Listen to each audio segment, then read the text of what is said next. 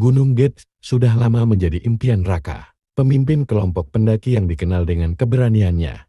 Ia seringkali mencari jalur-jalur baru yang belum banyak dijelajahi. Bersama 3 sahabatnya Fajar, Alia, dan Wina, ia merencanakan pendakian ini sebagai pelarian dari rutinitas mereka di kota. Sesampainya di base camp, mereka disambut oleh Pak Jaka, seorang penjaga gunung yang sudah puluhan tahun menjaga kawasan itu. Sebelum mereka berangkat, Pak Jaka memberikan pesan penting, jangan pernah keluar dari jalur. Gunung ini bukan hanya milik manusia, tapi juga ada yang lebih lama di sini.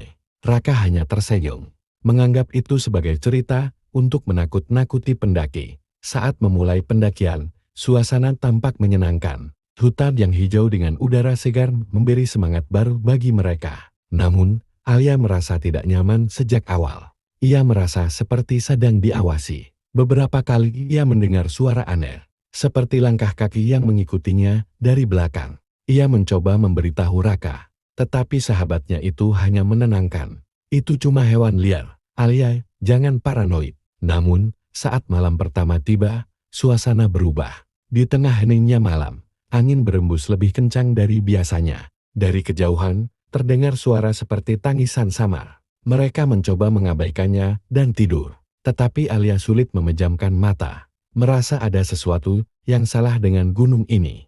Pagi berikutnya, mereka melanjutkan perjalanan. Di tengah jalur, Raka menemukan jalur kecil yang seperti jarang dilewati. Ayo kita coba jalur ini, katanya penuh semangat. Alia langsung menolak, Raka, kita sudah diperingatkan untuk tetap di jalur resmi. Jangan cari masalah. Namun, Fajar mendukung Raka, menyebut jalur itu sebagai kesempatan untuk melihat sesuatu yang berbeda. Mereka akhirnya setuju untuk mengikuti jalur tersebut.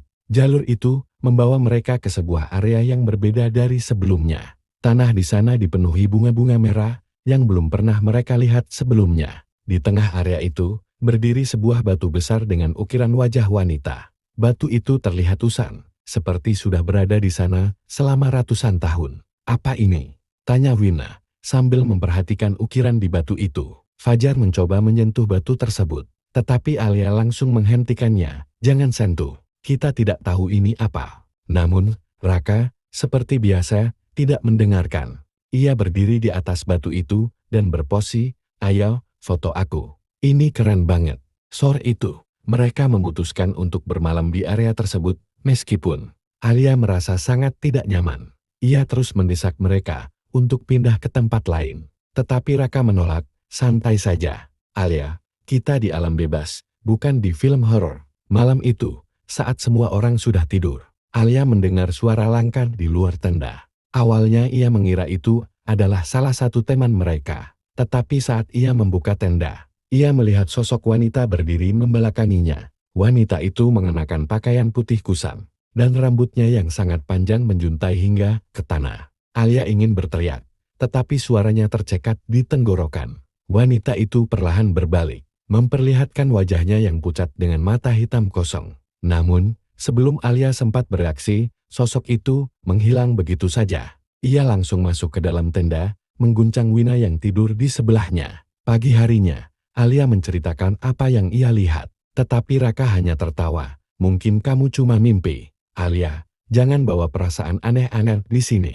Namun, mereka semua mulai merasa ada yang salah ketika menemukan barang-barang mereka berantakan. Peta pendakian yang mereka bawa juga hilang. Fajar mencoba mengatasi ketegangan, mungkin ada binatang yang masuk tadi malam. Tidak usah panik, kita bisa cari jalan turun nanti. Tetapi Alia semakin yakin bahwa sesuatu telah mengawasi mereka sejak mereka tiba di tempat itu. Di tengah perjalanan kembali ke jalur utama, suasana menjadi semakin berat. Wina, yang biasanya ceria, terlihat lebih pendiam dan gelisah. Mereka terus berjalan dengan suasana tegang, hingga tiba-tiba mereka menyadari bahwa Fajar tidak lagi berjalan di belakang mereka. Apa dia tertinggal? Tanya Raka sambil memanggil-manggil nama Fajar, namun tidak ada jawaban.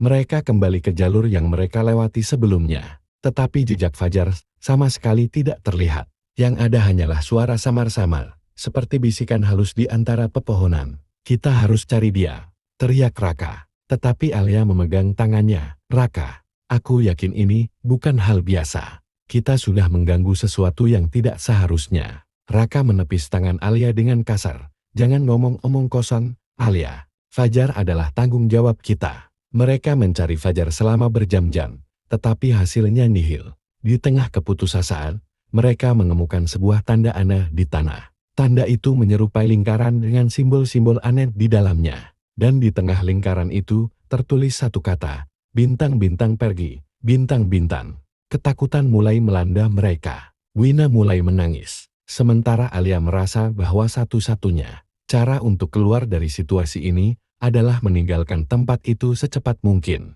Namun, Raka masih bersikeras untuk terus mencari. Meskipun ia tahu bahwa mereka tidak lagi berhadapan dengan sesuatu yang normal. Malam berikutnya, suasana di tenda terasa sangat berbeda. Hawa dingin yang tidak wajar merayap di kulit mereka. Meski api unggun menyala terang di depan tenda, Alia mencoba tetap waspada, sementara Wina hanya terdiam dengan tatapan kosong. Setelah hilangnya Fajar, rasa takut dan cemas menyelimuti kelompok kecil itu. Di tengah malam, Wina mulai mengigau dalam tidurnya. Ia bergumam tidak jelas, tetapi kata-katanya membuat Alia merinding. Dia melihat kita. Dia tahu kita di sini. Wina tiba-tiba membuka mata, menatap langsung ke arah Alia, namun matanya terlihat kosong, seolah ia sedang tidak sadar. Tak lama setelah itu, Raka, yang sedari tadi mencoba tidur, bangkit dengan tergesa-gesa. Aku mendengar sesuatu, katanya sambil meraih senter. Ia melangkah keluar, meninggalkan Alia dan Wina di dalam tenda. Alia, yang ketakutan, berusaha menahannya, tetapi Raka bersikeras. Kalau ini Fajar, aku harus tahu. Alia memutuskan untuk ikut, tidak ingin Raka pergi sendiri. Di luar, suara langkah terdengar samar di antara pepohonan. Mereka mengikuti suara itu dengan hati-hati, tetapi yang mereka temukan hanyalah jejak kaki kecil yang terlihat basah. Padahal, tidak ada hujan. Tiba-tiba, dari kegelapan, sosok wanita itu muncul lagi. Kali ini ia lebih jelas. Rambut hitam panjangnya terlihat kusut, dan wajahnya penuh dengan luka dan darah. Ia tidak mengatakan apa-apa, hanya berdiri diam menatap mereka. Raka, yang biasanya berani, kali ini membeku. Bibirnya bergetar, dan tubuhnya gemetar hebat. Siapa kamu? Apa yang kamu mau? Teriak Alia dengan suara yang pecah. Namun, wanita itu hanya mengangkat tangannya, menunjuk ke arah jalur tempat mereka pertama kali menemukan batu besar. Lalu, ia menghilang seperti kabut yang tersapu angin. Raka, yang mulai kehilangan keberanian, hanya bisa berkata lirir, kita harus pergi dari sini. Tetapi Alia tahu itu tidak semudah itu. Sang penunggu tidak akan membiarkan mereka pergi begitu saja. Pagi harinya, mereka memutuskan untuk meninggalkan area tersebut. Namun, sesuatu yang aneh mulai terjadi. Jalur yang mereka lewati berubah-ubah, seolah-olah mereka berjalan dalam lingkaran.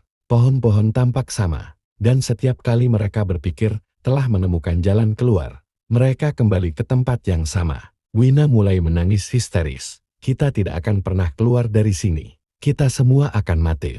Alia mencoba menenangkannya, tetapi dalam hatinya, ia merasa Wina mungkin benar. Di tengah perjalanan, mereka menemukan sesuatu yang membuat darah. Mereka membeku jaket. Fajar, jaket itu tergeletak di tanah, tetapi ada noda darah di bagian belakangnya. Alia mengambilnya dengan tangan gemetar, mencoba mencari petunjuk, tetapi tidak ada tanda-tanda keberadaan Fajar di sekitar situ. Malam itu, mereka memutuskan untuk bermalam lagi. Meskipun rasa takut terus menghantui, Wina mulai berbicara sendiri, seperti sedang berbicara dengan seseorang yang tidak terlihat. Alia mencoba menghentikannya, tetapi Wina menatapnya dengan ekspresi aneh dan berkata, dia tidak akan membiarkan kita pergi. Kita sudah mengambil miliknya. Saat itu, Alia teringat sesuatu batu besar dengan ukiran wajah wanita. Ia mulai yakin bahwa tempat itu adalah kunci dari semua kejadian aneh ini. Mungkin mereka telah melanggar sesuatu yang sakral,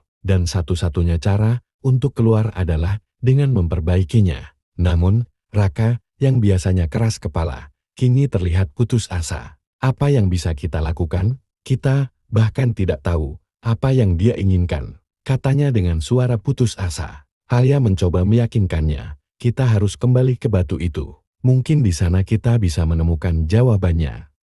Mereka kembali ke tempat batu besar itu berada. Meskipun perjalanan terasa lebih mencekam dari sebelumnya, suara-suara aneh terus mengikuti mereka, bisikan, tawa kecil, bahkan tangisan. Wina, yang sudah kehilangan keberanian, hampir tidak bisa berjalan.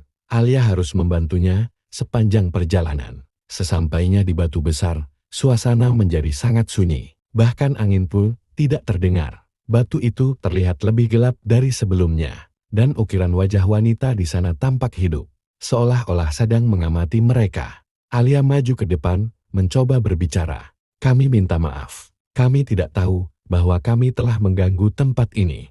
Tolong biarkan kami pergi.